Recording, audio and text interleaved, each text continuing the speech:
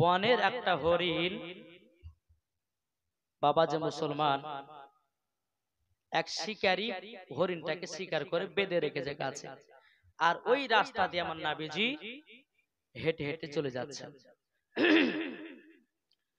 হরিণটা দূর থেকে দেখতেছে আল আমিন আসতেছে, ইনার কাছে আমি একটু সাহায্য নেব।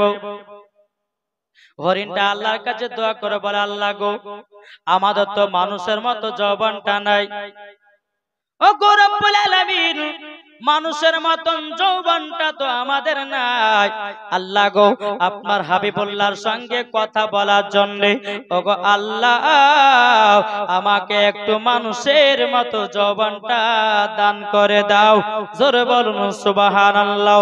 এ বাবা যে মুসলমান ভাইরাও, এই হরিণীকে নবীজির সঙ্গে কথা বলার জন্য মানুষের মতো যৌবনটা আল্লাহ পাক আল্লাহ তাআলা দান করে দিলেন। বেরাদার আমার নবী মুস্তাফা যখন রাস্তাতে যাচ্ছেন বাবা, হরিণীটা বলতেছে লাব্বাইক ইয়া রাসূলুল্লাহ, লাব্বাইক ইয়া হাবিবাল্লাহ, লাব্বাইক ইয়া রাসূলুল্লাহ। ওগো নবীজি, একটা বিপদে পড়েছি, আপনার কাছে একটু সাহায্য আমি নেব। বলে কিসের সাহায্য, বলো না বলো না। আমার হরিণী বলতেছে, বলো গো নবীজি, ওগো নবীজি, নবীজি, সাহায্য বলতে এটাই, আমাকে এক শিকারী গাছে বেঁধে রেখেছে, আমার বনে কচি কচি দুইটা বাচ্চা আছে, আমি তাদেরকে দুধ পান করে আবার এই জায়গাতে ফিরে আসবো। বেরাদার ইসলাম মুআজ্জাজ সামানিকেরাও, আমার নবী মুস্তাফা সাহেবে আওলাদ সাল্লাল্লাহু তাআলা আলাইহি সাল্লাম, তিনি বেরাদার ইসলাম বলতে গো হরিণী যাও, আমি তোমাকে ছেড়ে দিলাম, তুমি যতক্ষণ না আসবে আমি নবী এই গাছ থেকে এক ধাপ লড়ব না। জোরে বলুন সুবহানাল্লাহ। এ বাবা যে মুসলমান ভাইরা, যখন বাবা এই কথা বলো, আমার নবী মুস্তাফা গাছের কাছে বসে থাকলেন, হরিণীটাকে বাবা ছেড়ে দিল।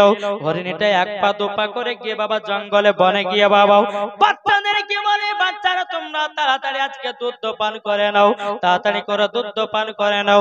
বলে কেন কেন, ও গো মা, তুমি তো আজকে লেট করে এসেছো, আবার তাড়াতাড়ি করছো কেন?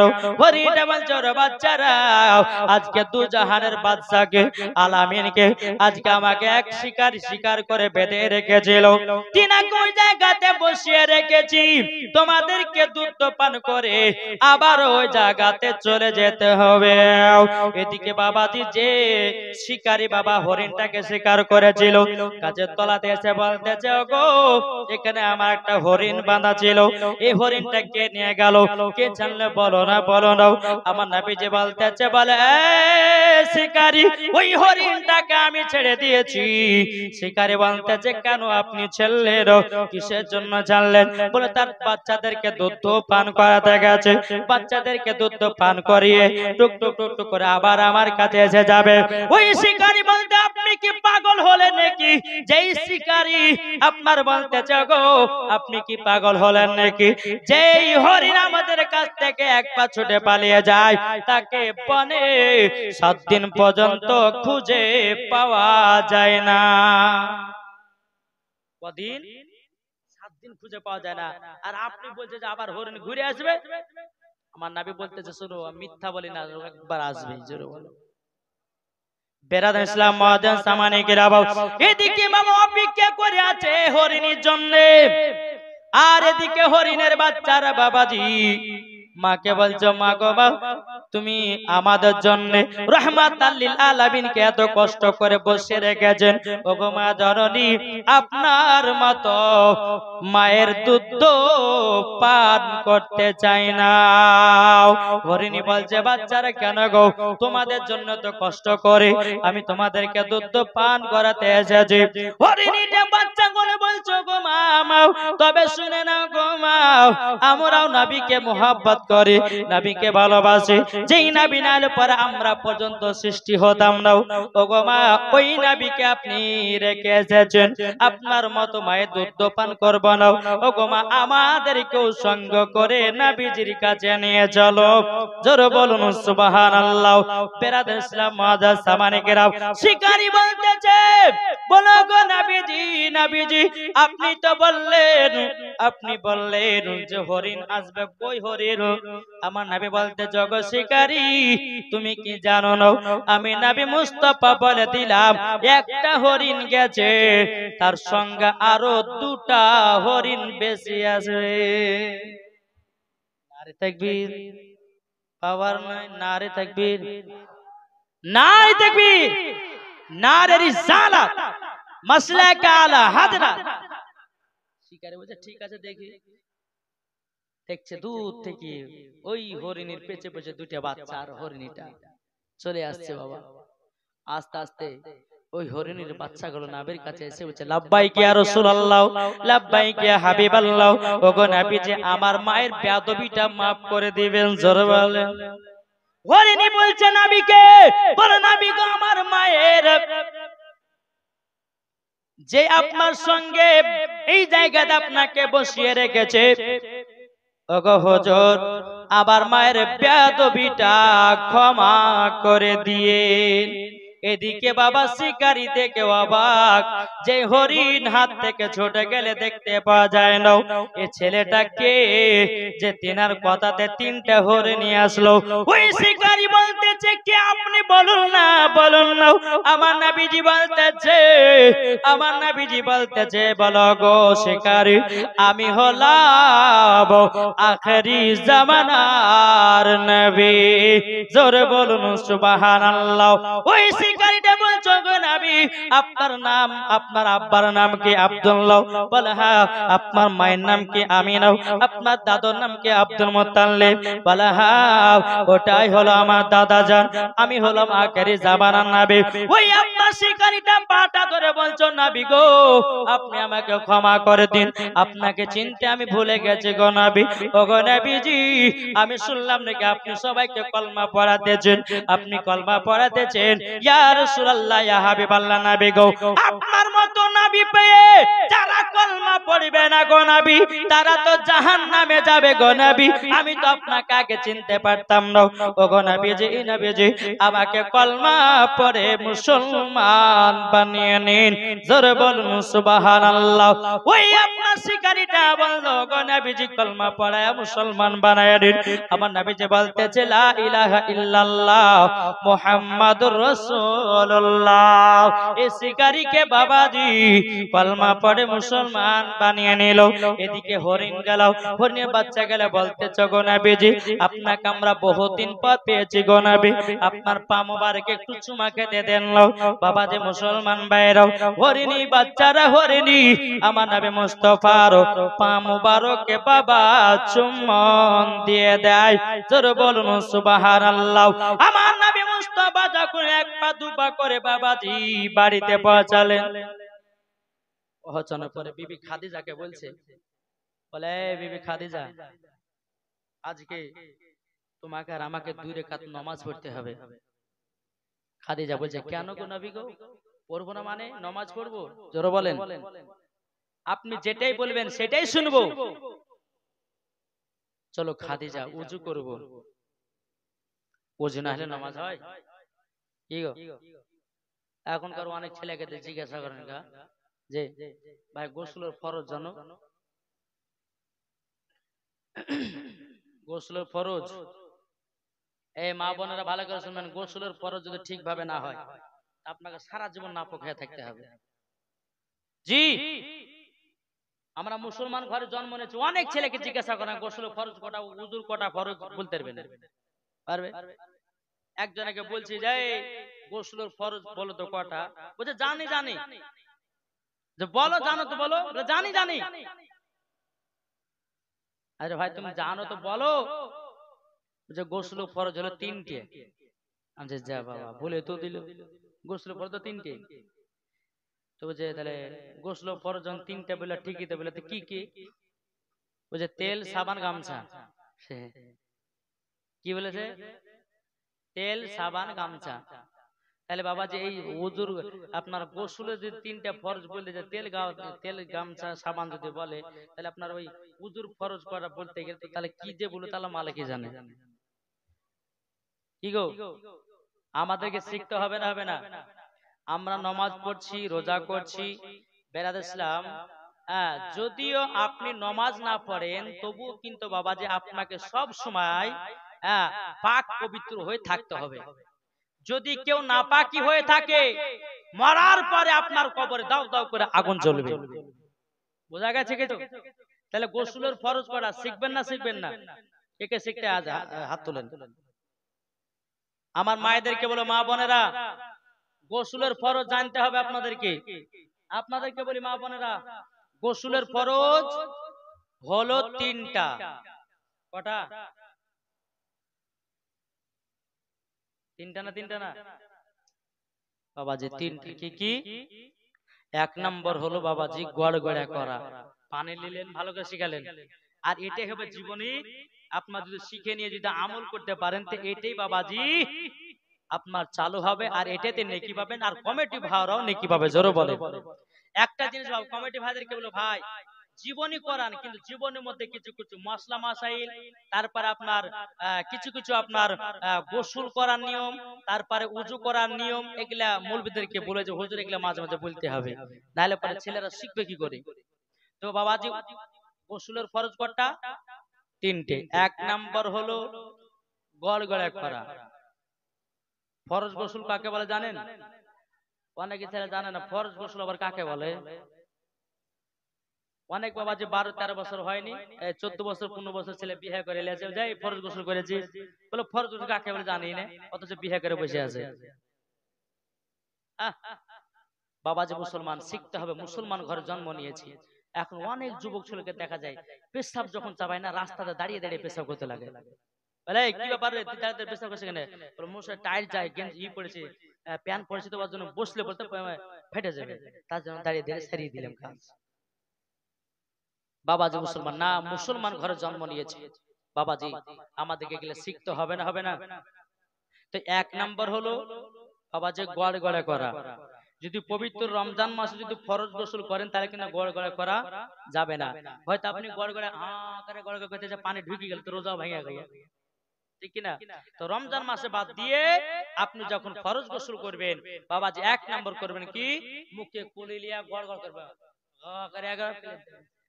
একবার, দুবার, তিনবার গড়গড়া করে নিচে ফেলে দিলেন। তাহলে কটা হলো? একটা হলো। দ্বিতীয় নাম্বার হচ্ছে এই নাকের নরম হাড়, ভিতরে দেখেন একটা নরম হাড় আছে, ওই নরম হাড় পর্যন্ত পানি পৌঁছাতে হবে। বুঝতে পেরেছেন? নরম হাড় পর্যন্ত পানি পৌঁছাতে হবে। তিন নাম্বার হলো মাথা থেকে নিয়ে পা পর্যন্ত ভালো করে ধৌত করা। যদি একটা লোম যদি শুকনা থাকে তাহলে তার ফরজ গোসল আদায় হবে না। বুঝা গেছে? তাহলে এক নাম্বার কি বললাম? গড়গড়া করা। দ্বিতীয় নাম্বার নাকে নরম মাংস পর্যন্ত পানি পৌঁছানো। তিন নাম্বার মাথা থেকে নিয়ে পা পর্যন্ত ভালো করে ধৌত করা। যদি একটা লোম শুকনো থাকে তাহলে গোসল ফরজ হবে না। অনেক যুবক ছেলে জানে না, বিবি আছে, সবই আছে। বাবা যে মুসলমান, তাই অনুরোধ করে বলি ভাই, কবরে যদি শান্তি পেতে চান ভাই গো, আপনারা সকলেই উঁচু করাটা শিখুন, গোসল করাটা শিখুন। বেরাদার ইসলাম মুআজ্জাজ সামানী কিরাম, তো আমার নাবিজি বলতেছে, বলে খাদিজা চলো উজু করব। আমার নাবিজি উজু করছেন, মা খাদিজা তাকিয়ে তাকিয়ে দেখছেন, কি সুন্দর, যে 5 বার নামাজ পড়লে পরে, 5 বার উজু করলে পরে বাবাজি তার 5 বারের দিল পরিষ্কার হবে না হবে না? কি গো, হবে না হবে না? উজু করলেন, উজু করে নেওয়ার পরে মা খাদিজা রাদিয়াল্লাহু তাআলা আনহা তিনি বাবা উজু করলেন। উজু করার পরে আবার নবী মা খাদিজাকে নিয়ে নামাজ পড়ল 2 রাকাত। নামাজ পড়তেছি, একজন মহিলা বাবাজি ডেকে নিল নামাজ পড়তে। ওই মহিলাটা গিয়ে বাবা আবু জাহেলের কাছে তুলে দিল, বলো গো আবু জাহেল, আপনার ভাতিজা মোহাম্মদ এবং তিনার বিবি খাদিজা তাদেরকে নামাজ পড়তে দেখলাম। কিন্তু বাবারা, এ সোনা মানিকেরাও, আবু জাহেল কিন্তু নবীজির আসল চাচা ছিল না রে ভাই, পাড়াপড়শি চাচা ছিল। এই বিরাদর ইসলাম মুআজ্জাজ সামানিকেরাম, আমার নবীজি তাকে চাচা বলে ডাকতো, আর আবু জাহেল তিনাকে আপনার নবীকে ভাতিজা বলে ডাকতো। তখন বাবা ওই মহিলাটা গিয়ে আবু জাহেলকে বলতেছে, বলো গো আবু জাহেল, আমি একটা কাণ্ড দেখলাম। বলে কি কাণ্ড? বলে আজকে দেখলাম মা খাদিজা এবং বিশ্ব নবী আখির জামানার নবী দুই স্বামী স্ত্রীতে নামাজ পড়তে যাও। আবু জাহেল বলতেছে, হায় রে হায়, কি কাণ্ড হলো হলো, আজকে তো আস্তে আস্তে তারা নামাজ পড়তেছে এবং আমার বিবিদেরকে বলবে, ওকে বলবো, ওকে বলে নামাজটা চালু করে দেবে। না না না, আব্দুল্লাহর বেটা মোহাম্মদকে দুনিয়া থেকে শেষ করে দেব, জীবন আর কোনদিন নামাজ আসবে না, জীবন আর কোনদিন মাদ্রাসা মসজিদ আসবে না, জীবন আর কোনদিন আজান হবে না, আজান হবে না। আবু জাহেল বাবা চিন্তায় চিন্তিত হয়ে গেল। বাবাজি আবু জাহেল কি করলো বাবা? হঠাৎ করে বাবা একটা জরুরি মিটিং ডেকে নিল, একটা জরুরি মিটিং ডেকে নিল। মক্কাবাসীদেরকে ডেকে বলতেছে, গো জরুরি মিটিং একটা ডাকলাম একটা কারণে, জানো তোমরা কি খবর রাখো নাকি যেটা আমার ভাতিজা ছিল মোহাম্মদ, তিনি নাকি তিনার বিবিকে নিয়ে আজকে 2 রাকাত নামাজ পড়েছে। আজকে যদি 2 রাকাত নামাজ পড়ে তোমাদের ঘরের বিবিদেরকে যে নামাজ পড়াবে না এটার কোনো কারণ নাই, আমাদেরকে যে পড়াবে না এটার কোনো মানে নাই। আচ্ছা বলো বলো, তোমাদের মধ্যে কে আছো নবীকে মারবা? নবীকে যে মারবে তাকে আমি 100টা উট দেব আর আমার বিটির সঙ্গে বিবাহ দেব। আবু জাহেল বলছে, বলো তোমাদের মধ্যে কে আছো নবীকে মারতে পারবে? যে মারতে পারবা তাকে আমি 100টা উট দেব আর আমার বিটি সুন্দরী তার সঙ্গে বিয়ে দিয়ে দেব। একবার দরবান আল্লাহুম্মা সাল্লি আলা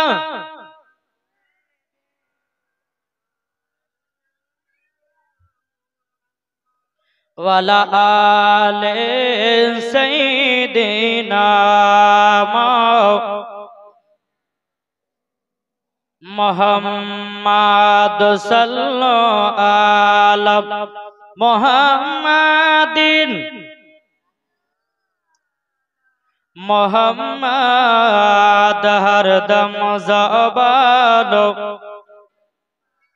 পাক নামে মোহাম্মদ হরদম জবান সেলি কলো সফিয়ানা মুহাম্মদ সাল্লাল্লাহু তাআলা আলাইহি সাল্লাম।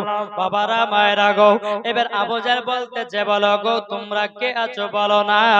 আব্দুল্লাহর বেটা মুহাম্মদকে যদি না মারতে পারি তাহলে সে আস্তে আস্তে তার ইসলামকে প্রচার করবে, সে দুনিয়াতে নামাজ নিয়ে আসবে, দুনিয়াতে সব চালু করে দেবে। বলো না তোমাদের মধ্যে কে আছো নবীকে মারবা? বাবা কেউ নবীকে মারতে রাজি নয় রে বাবা, কেউ মারতে রাজি নয়। বলে তোমাদের মতে এত সুন্দর মানুষ আছে, তোমরা কি একজন সাহস করে কেউ উঠে বলতে পারো না আমি মারতে পারবো? কে আছে বলো? আমি তো এলান করে দিলাম যে আব্দুল্লাহর বেটা মুহাম্মদকে কতল করতে পারবে আমার সুন্দর বিটির সঙ্গে বিয়ে দেব আর 100টাকে ওর দেব। একটা বাবা যুবক ছেলে উঠে বলছে আমি মারবো। বলে হুজুর আবু জাহেল আমি মারবো নবীকে।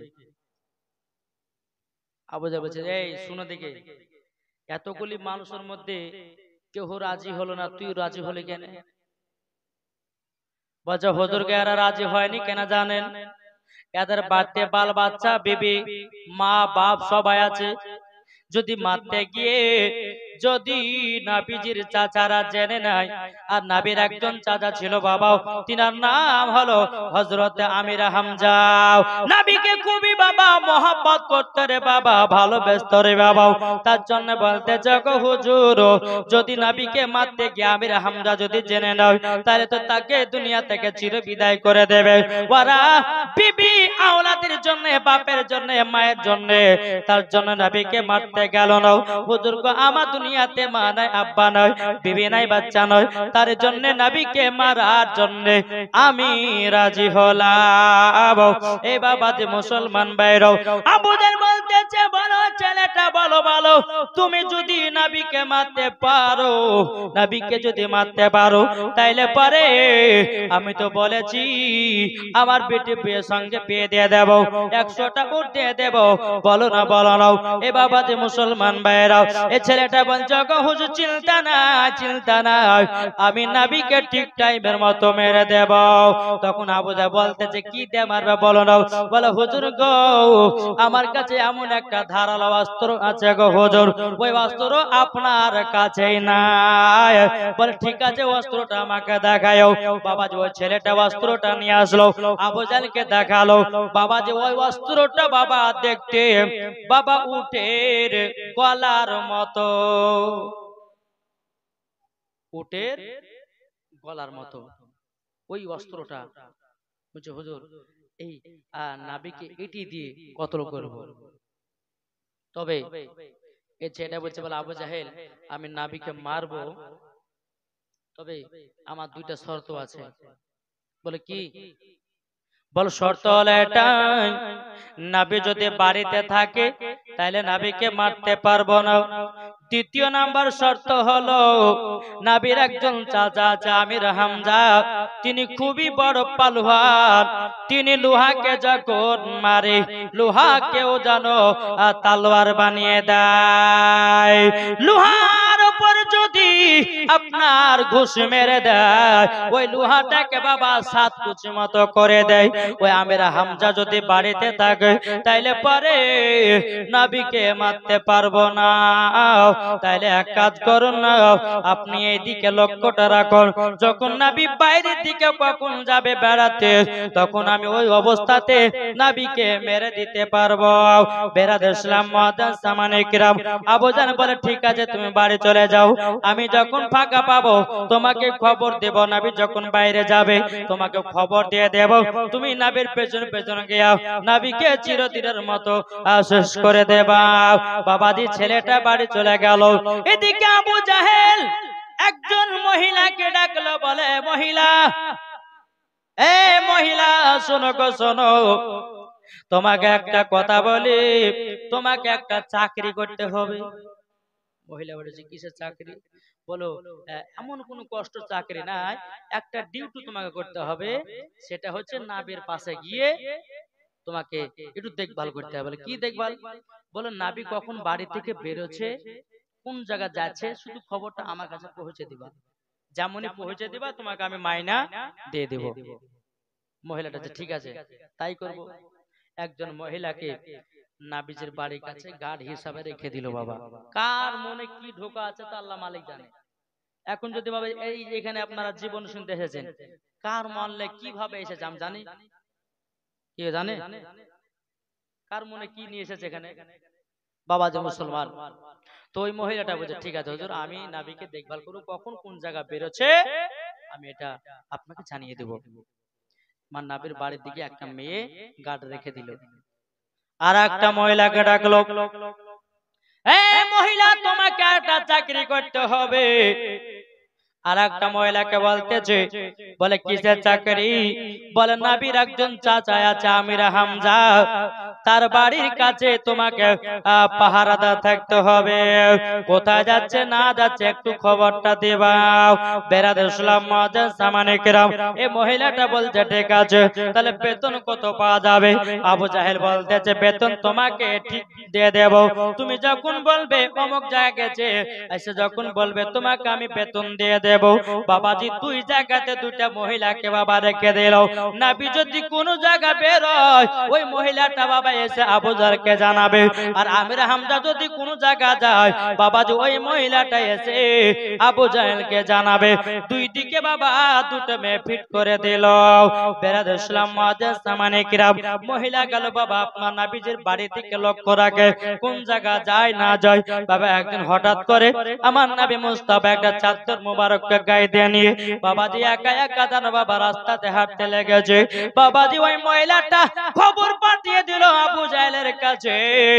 আবু জাহেলকে বলতেছে, বলো গো আবু জাহেল, আমি দেখলাম নবীজি বাড়ি থেকে বেরিয়ে রাস্তায় হাঁটতেছে, আপনি খবর করে দিল। আবু জাহেল ওই ছেলেটাকে বাবা ডেকে নিল, যাও নবীকে মারার সুযোগ এসেছে, তাড়াতাড়ি করে যাও, নবীকে ধরে মেরে দাও। এদিকে বাবা আমির হামজার কাছে বাবা যে মহিলাটা পাহারাদা ছিল একটা খবর নিয়ে আসলো, বলো গো আবু জাহেল, আজকে আমির হামজা বাড়িতে নাও, বনে যেন শিকার করতে যাও, বনে যেন শিকার করতে গেছে। আবু জাহেলের বাবা ভালোই আপনার ভাগ পেয়ে গেল নবীকে মারার জন্য। ওই লোকটাকে বাবা ডেকে নিয়ে এসে বলে, যাও নবীর পেছন পেছন চলে যাও। কিন্তু বাবা রে, আমার নবী মুস্তাফা সাহেবের সাল্লাল্লাহু তাআলা আলাইহি ওয়াসাল্লাম বাবা রে সামনে যতখানি দেখে পেছনেও ততটা দেখে। যারা বলেন না, ডানে যেমন দেখে বামে নবী আমার দেখে। নবী হাঁটছে আর ওই আবু জাহেলের গুন্ডাটা উটের মতন ছুরিটা ধারালো অস্ত্র বাবাজি নিয়ে আসছে, নবীর পেছে বসে যায়। আবার নবী একটু হাঁটে যায়, আবার দাঁড়িয়ে যায়, আবার হেঁটে যায়, আবার একটু পর দাঁড়িয়ে যায়। আমার নবীজি বলছে, কি ব্যাপার, মানুষটা কিসের জন্য আসতেছে? আমার নবীজির কাছে একটা চাদর মুবারক ছিল বাবা। বেরাদ ইসলাম যখন দাঁড়িয়ে গেল, আমার নবীজি ওই চাদরখানা নিয়ে ওই ব্যক্তির গায়ে চাপায়া দিয়েছে।